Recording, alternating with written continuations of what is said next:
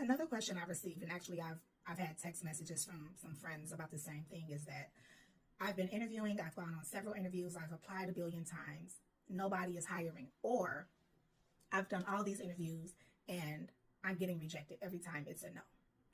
One thing I have to give a disclaimer about on this conversation for this topic is that I am a Christian, I am a believer, I am saved, sanctified, Holy Ghost filled, water baptized, all the things, right?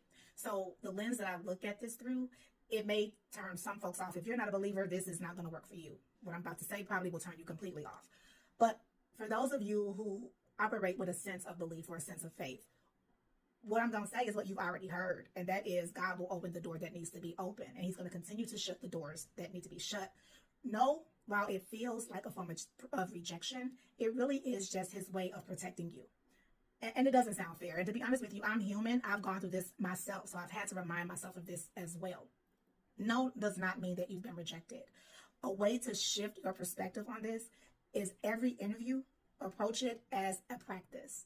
That's what I do when I'm in the market. Anytime I get an invitation to interview, I take all the steps. I research the company, I research the salary, I research the job description.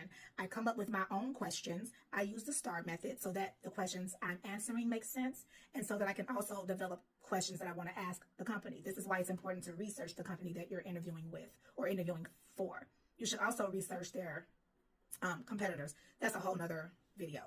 But what I'm saying is use those opportunities as practice. The more you practice, the better you get. Also, critique yourself. Listen to yourself and how you respond to the answers. Because what you'll notice is sometimes you've misspoken or you've said things that really don't apply to what they're asking you. This is why mock interviews are very important, very essential, and this is why doing research is important. One quick thing you can do when you're preparing for an interview is Google interview questions for that specific role. If you Google interview questions for that specific role, I believe Indeed is one of the first ones that will pull up a list of questions that will be comparable to what they're going to probably ask you during that interview phase. And if you can look at those questions and come up with answers before you get to your interview, that's going to save you, one, a lot of your nerves. You won't be as nervous. And two, you can walk in confidence knowing that you've got this, right? A lot of interviews for some companies, especially ones that are built on culture, it's all about your energy. And if they see you as being a fit, you could have answered every question right.